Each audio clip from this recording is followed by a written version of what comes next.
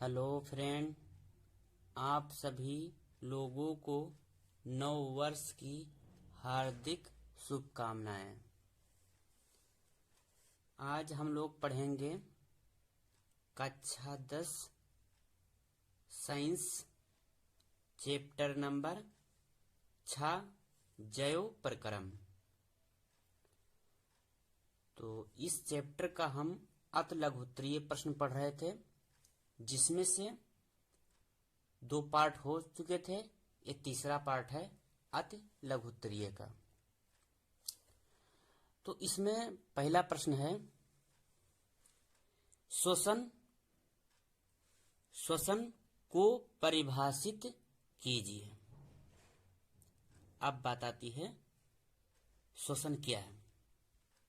तो जब हम लोग श्वास लेते हैं तो ऑक्सीजन अंदर जाती है और ये ऑक्सीजन कोशिका में पहुंचकर ग्लूकोज के साथ जुड़ता है।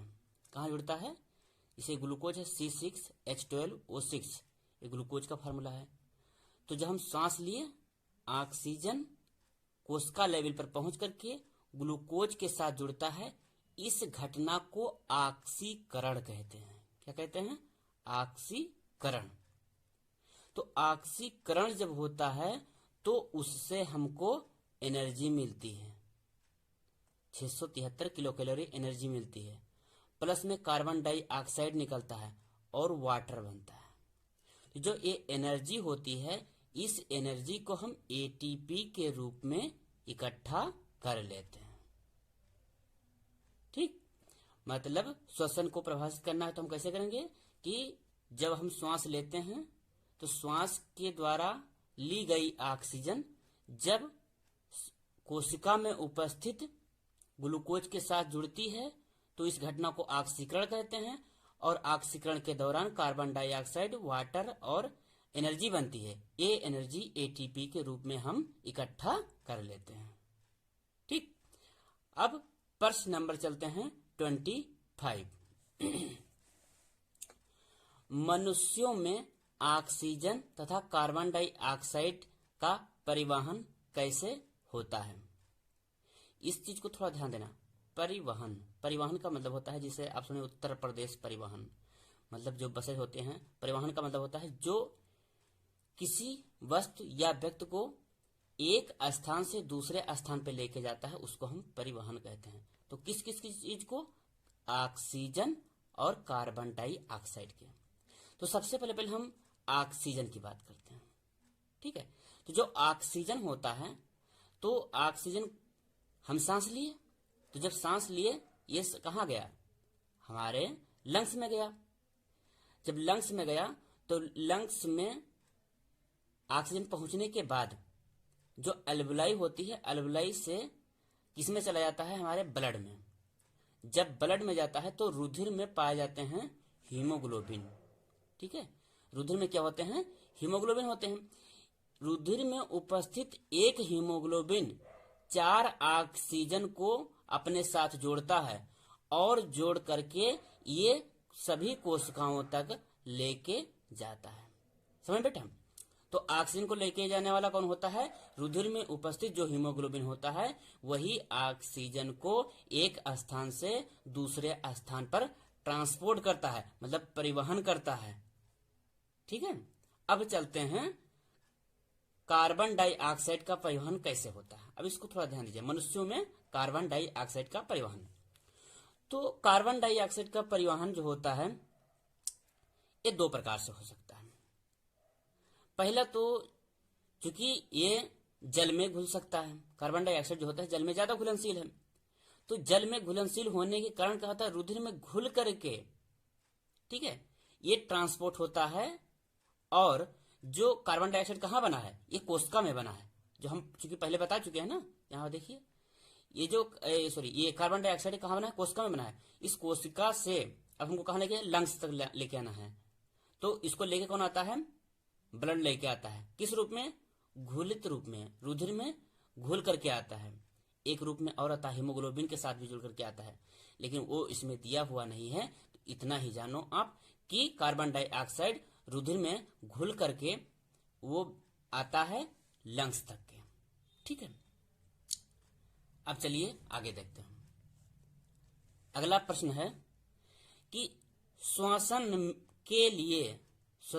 के लिए ऑक्सीजन प्राप्त करने की दिशा में एक जलीय जीव की अपेक्षा स्थलीय जीव किस प्रकार लाभप्रद है। मतलब ये है कि जब श्वास कोई ले रहा है, एक जीव जल में है, एक जीव स्थल में है। ठीक है, तो जो स्थल वाला जीव है उसको सांस लेने में आसानी होती है। क्यों? रीजन ये है कि थोड़ा ध्यान दीजिएगा कि जो जल में जीव है, मतलब जलीय जीव है, तो वो ऑक्सीजन कौन सा लेंगे? जल में घुली हुई ऑक्सीजन लेंगे। किस में लेंगे? जल में घुली हुई ऑक्सीजन को ले पाएंगे। लेकिन जो स्थल पर रहते हैं, तो चूंकि स्थल पे जो रहेंगे तो वायु में उपस्थित ऑक्सीजन को लेते हैं। किसको लेते हैं? वायु में उपस्थित ऑक्सीजन को लेते हैं। अब जाहिर सी बात है कि जल में घुली हुई ऑक्सीजन कम मात्रा में होती है, तो ऑक्सीजन लेना जलीय जीव के लिए थोड़ा दिक्कत हो जाता है। लेकिन स्थल पे जो जीव रहते हैं, जैसे हम लोग हैं, बर्ड हैं और सांप हैं, तो इन सभी लोगों को वायु में ऑक्सीजन लेने में कोई विशेष प्रकार की दिक्कत नहीं होती है। ठीक है, क्योंकि यहाँ पर लिखा हुआ है, आगे पढ़ लेना, कि जल में ऑक्सीजन की क्या होती है? कम ऑक्सीजन की कमी होती है। और जो स्थल वाले जीव होते हैं, तो यहाँ पर स्थल में जीव जो ऑक्सीजन होती है वो क्या होता है? अधिक होता है। जब अधिक होता है तो श्वास लेने में स्थलीय जीव में किसी भी प्रकार की दिक्कत नहीं होती है। अब बात करते हैं ग्लूकोज। प्रश्न नंबर 27। ग्लूकोज के ऑक्सीकरण से भिन्न जीवों में ऊर्जा प्राप्त करने के विभिन्न पथ क्या हैं? पथ मतलब होता है रास्ता। इसका मतलब है कि ग्लूकोज का जब ऑक्सीकरण होता है फिर हम ऊर्जा प्राप्त करते हैं। ऑक्सीकरण के बाद में जब ऊर्जा प्राप्त करते हैं तो कितने रास्ते से हम ऊर्जा प्राप्त कर सकते हैं? 3 रास्ते होते हैं। इसमें ज्यादा डिटेल दिया नहीं है, लेकिन थोड़ा हम आपको हिंट देते हैं। जब आप कक्षा 11 में पहुंचेंगे तो उसमें दिया हुआ है कि ग्लूकोज जो होता है ग्लूकोज टूटता है साइटोप्लाज्म में पायरुविक एसिड में। किसमें टूटता है? पायरुविक एसिड में। फिर पायरुविक एसिड से उसका विघटन होता है, मतलब टूटता है। हो सकता है ऑक्सीजन अनुपस्थित हो, ऑक्सीजन न हो, तब इस घटना को बोलते हैं एनएरोबिक। हो सकता है ऑक्सीजन हो लेकिन कमी हो ऑक्सीजन की, एक ऑक्सीजन भरपूर मात्रा में हो। 3 प्रकार से विघटन होता है। पहला कौन? ऑक्सीजन के अनुपस्थिति में, ऑक्सीजन के कमी में और ऑक्सीजन की किसमें? उपस्थिति में। ये 3 घटनाएं होती हैं जिसके द्वारा हम ग्लूकोज के विघटन करके ऊर्जा प्राप्त करते हैं। ठीक, अब चलते हैं प्रश्न नंबर 28। गैसों के विनिमय के लिए मानव फुफ्फुस में अधिकतम क्षेत्रफल को कैसे अभिकल्पित किया है?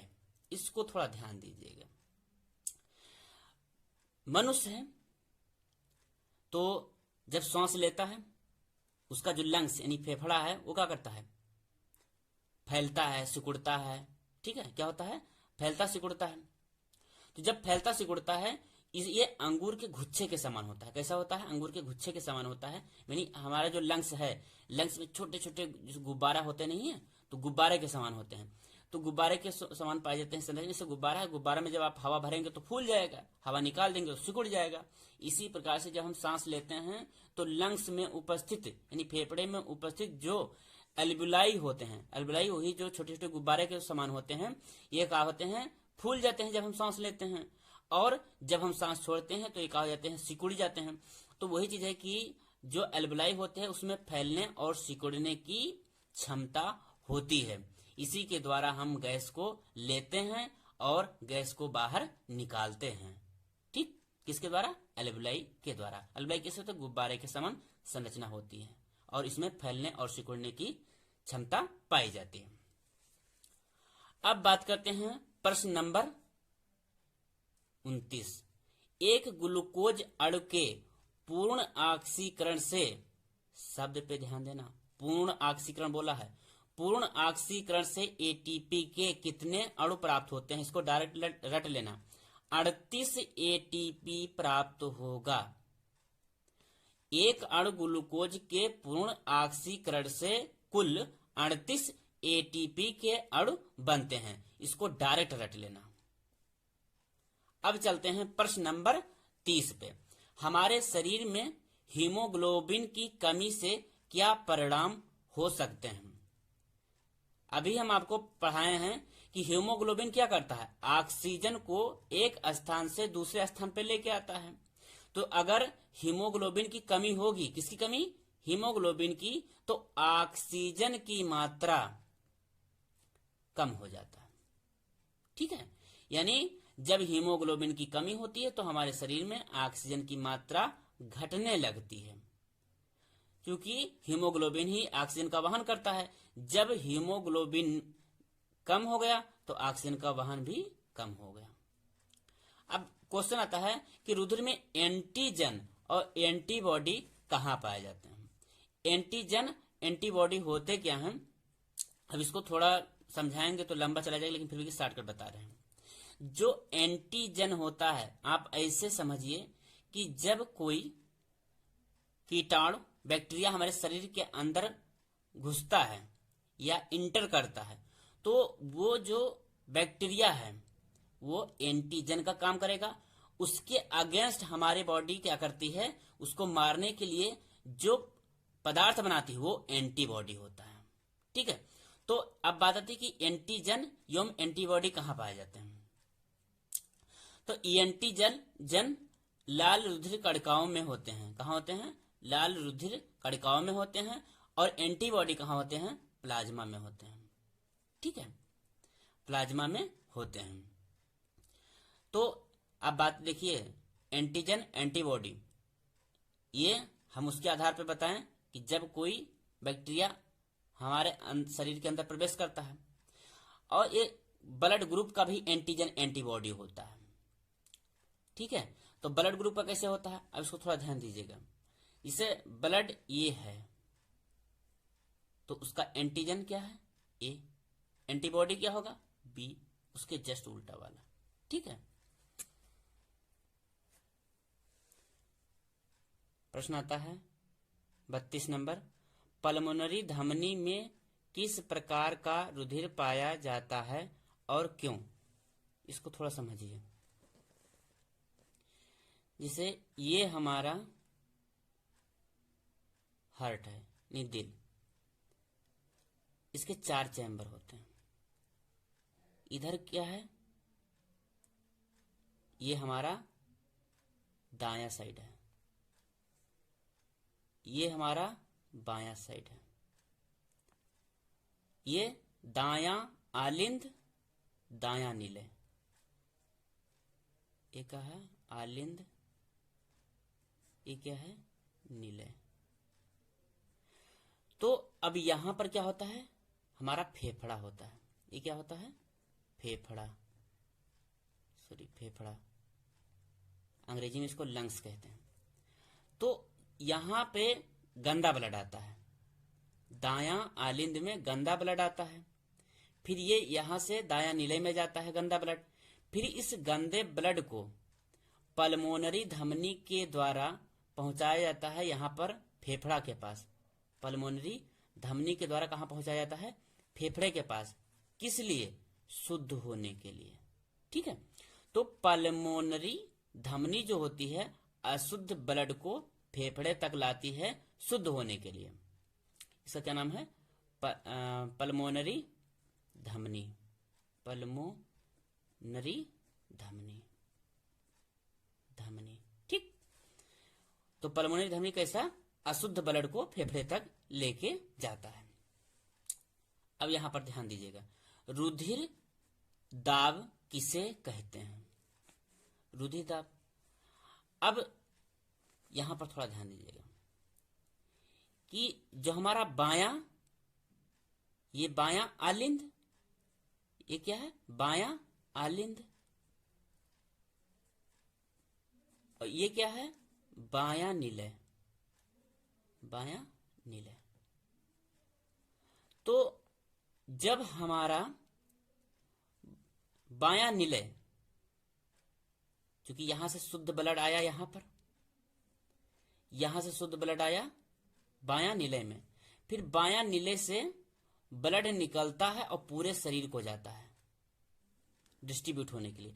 जब पूरे शरीर को जाता है तो वही चीज कहा कि जब बायां निलय सिकुड़ता है, ये क्या करता है आपस में, ये सिकुड़ता है। जब सिकुड़ता है तो यहां से शुद्ध ब्लड बाहर निकलता है। तो जब बाहर निकलता है तो इस ये जो लेयर है इसके ऊपर एक प्रेशर पड़ता है, इसी प्रेशर को रुधिर दाब कहते हैं।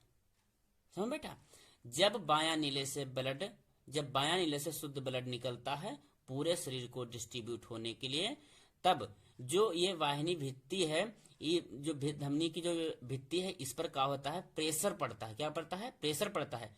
इसी प्रेशर को रुधिर दाब कहते हैं। जैसे जैसे शरीर से दूर जाता है कोशिकाओं तक और भी अन्य कोशिकाओं तक, तो वहां पर इसका क्या होता है, प्रेशर धीरे धीरे कम होता जाता है। ठीक है, अब आगे चलिए। प्रश्न नंबर 34 है कि प्रासरण किसे कहते हैं। प्रासरण, एक होता है विसरण, एक होता है प्रासरण। तो जब विसरण होता है, यहां लिखा भी है विसरण जब होता है, ये हाई से लो की तरफ होता है, मतलब ज्यादा कंसंट्रेशन से लो की तरफ। आप ऐसे समझिए कि किसी टेबल के ऊपर आप कोई डिब्बा रख दिए, उस डिब्बे में पानी भर दिए, उसमें छोटा सा छेद कर देंगे, आप देखेंगे पानी गिरता जाएगा, धीरे धीरे पूरा पानी गिर जाएगा। तो ज्यादा से पानी नीचे आ गया कम की तरफ, ऐसा तो होगा नहीं कि कम से ऊपर की तरफ जाए। तो वही चीज होता है कि जो विसरण होता है ज्यादा से कम की तरफ स्वतः होता है, स्वयं होता है। और जो परासरण होता है तो इसमें जो होता है हायर से लो की तरफ तो होता है, लेकिन इसके बीच में एक झिल्ली होती है। जब झिल्ली होती है इसीलिए तब इसको हम बोलेंगे प्रासरण। समझ बैठ गया। तो उस झिल्ली को अर्ध पारगम झिल्ली होती है, तो हाई से लो की तरफ जाता है तो अर्ध पारगम झिल्ली के द्वारा। अब इसमें ये दो प्रकार, एक अंतः प्रसरण होता है, एक होता है बहिर्प्रसरण। अंतः प्रसरण मतलब होता है जब पानी अंदर की तरफ आता है तो उसको अंतः प्रसरण कहते हैं, और जब पानी बाहर की तरफ जाता है तो उसको हम बहिर्प्रसरण कहते हैं। समझ बैठा। अब इसमें होता क्या है कि यहां पर हाई है, यहां पर क्या है, लो है, दोनों बीच में मेम्ब्रेन लगा हुआ है। अब थोड़ा ध्यान दीजिएगा, इसमें कह रहा है कि तन से सांद्र घोल की तरफ जाएगा। अंतः प्रश्न हम बोले नहीं कि जैसे आप इसको ऐसे समझिए कि किसी किशमिश को जब हम पानी में डालते हैं तो किशमिश फूल जाती है, तो किशमिश में क्या हुआ, अंतः परासरण हुआ। क्यों, क्योंकि तन घोल से सांद्र घोल की ओर पानी आता है, मतलब जिससे कि पानी कहां से, उस डिब्बे से पानी निकल करके अंदर किसके, उस किशमिश के अंदर आ गया, इसलिए इसको अंतः प्रसरण बोलते हैं। फिर दूसरा होता है बहिर्प्रसरण। क्या होता है, आप इसको ऐसे समझिए कि चाशनी बनाइए, खूब गाढ़ी चाशनी हो, उसमें उठा करके अंगूर आप डाल देंगे तो देखेंगे कि अंगूर क्या हो जाएगा, पचक जाएगा। तो ये अंगूर का कुल्लू पानी बाहर निकल गया, इसलिए इसको हम बहिर्प्रसरण बोलते हैं। ठीक, अब आगे ध्यान दीजिएगा। उच्च संगठित पादप में वहन तंत्र के घटक क्या हैं। उच्च संगठित पादप मतलब पौधे होते हैं। ठीक है, तो इसका मतलब होता है कि वहन तंत्र, वहन, अब हमको पहले आपको बता चुकी, वहन क्या होता है, एक स्थान से दूसरे स्थान पर किसी चीज को ले जाने वाले पदार्थ को वहन कहते हैं। तो एक इसमें जाइलम होता है, फ्लोएम होता है, किसमें, पौधे में पाया जाता है। जाइलम जल को लेकर जाता है, फ्लोएम भोजन को लेकर जाता है एक स्थान से दूसरे स्थान पे। फिर प्रश्न नंबर चलते हैं 36। जाइलम तथा फ्लोएम में अंतर स्पष्ट कीजिए। और भी क्वेश्चन दिए हुए हैं, तो अब जाइलम फ्लोएम का हम अंतर देखते हैं। जाइलम जैसे जल को एक स्थान से दूसरे स्थान पर लेके जाता है, और फ्लोएम जो होता है वो भोजन को एक स्थान से दूसरे स्थान पर लेके जाता है। कौन? फ्लोएम। ठीक है। अब देखिए यहाँ पर मूत्र बनने की मात्रा का नियमन किस प्रकार होता है, इसको थोड़ा ध्यान दीजिएगा कि मूत्र बनने का जो नियमन है पुनर्शोषण क्रिया द्वारा होता है। इसका मतलब क्या है? जब पेशाब बनता है हमारे किडनी में, तो नेफ्रॉन में कुछ पार्ट होते हैं, यू शेप होते हैं, उसमें पीसीटी होता है, डीसीटी होता है। तो ये सब करते क्या है कि जिसमें नेफ्रॉन का कुछ पार्ट ऐसे होते हैं जो जल का अवशोषण करते हैं।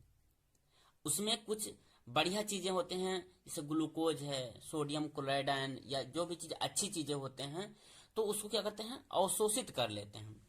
तो वही चीज पुनर्शोषण क्रिया द्वारा, मतलब अच्छी चीजों को अवशोषित कर लेते हैं, फिर उसके बाद में जो बेकार चीजें होते हैं उसको क्या कहते हैं? वर्ज्य पदार्थ, मतलब बेकार चीजें होते हैं, उसको क्या करते हैं? वो शरीर से बाहर पेशाब के रूप में निकाल देते हैं। तो पेशाब का नियमन किसके द्वारा था? पुनर्शोषण क्रिया द्वारा होता है।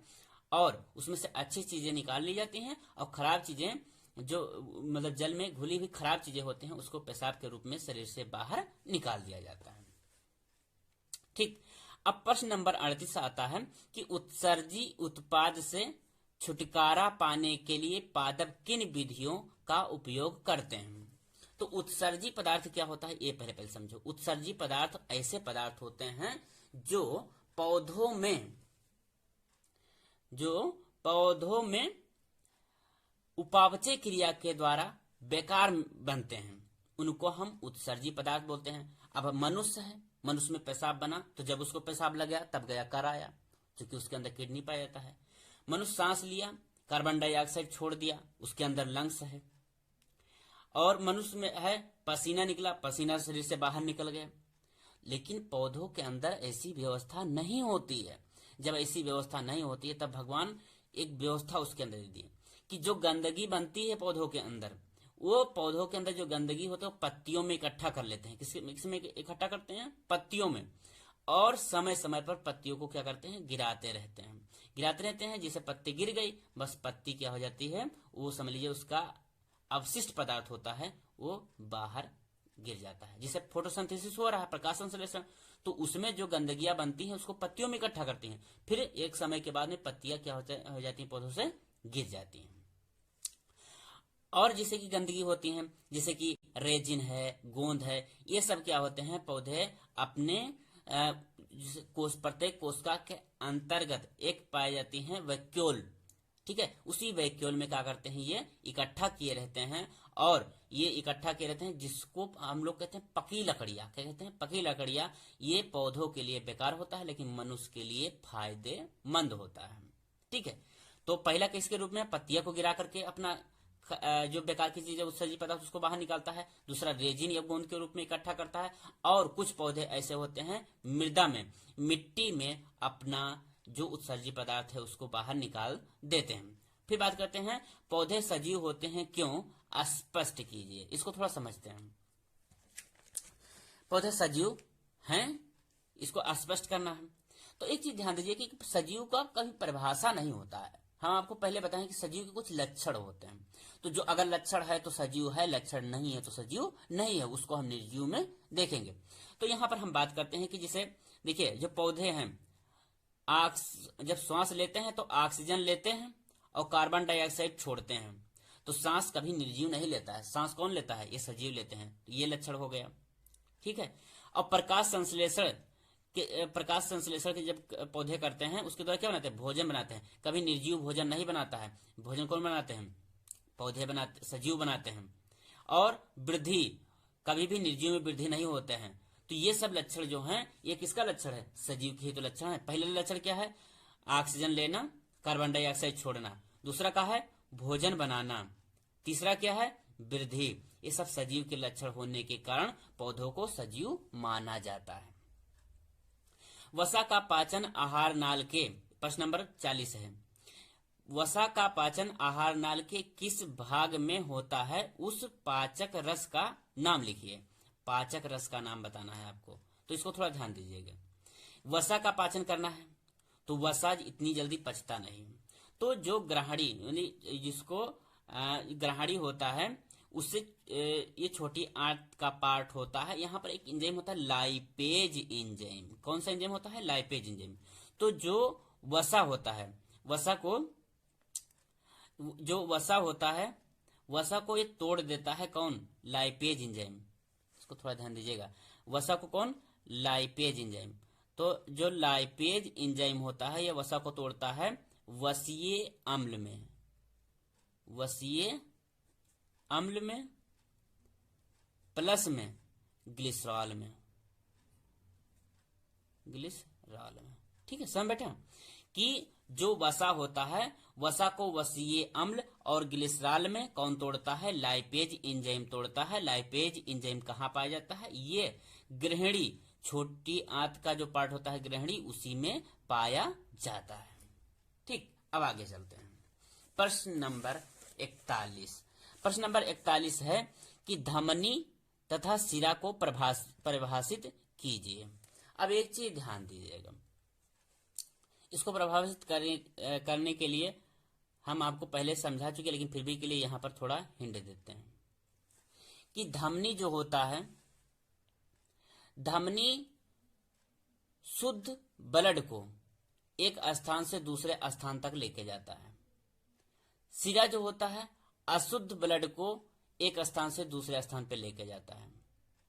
यानी धमनी, तो धमनी क्या करता है? शुद्ध ब्लड को यानी हृदय से शरीर के अन्य पार्ट तक के लेके जाता है। कौन? धमनी। हृदय एक पंप के समान काम करता है। ठीक है, तो ये क्या करता है? हृदय से ब्लड लेकर जाता है धमनियां ऊतकों तक के, कहां तक? कोशिकाओं तक लेके जाते हैं।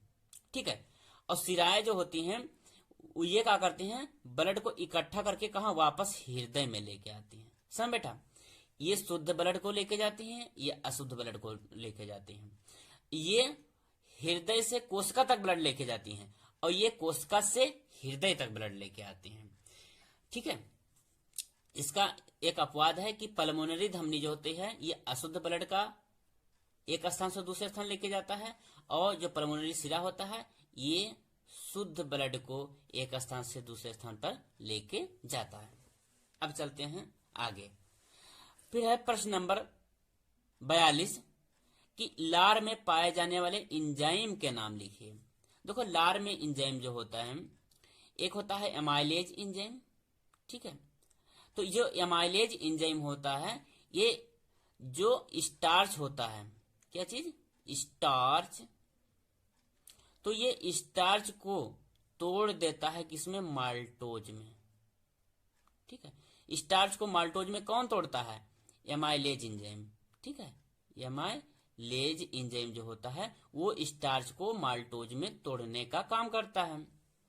और अगर उसमें कभी बाई चांस कोई बैक्टीरिया आ गया तो उस बैक्टीरिया को मारने के लिए भी इसमें एंजाइम पाए जाते हैं। ठीक है,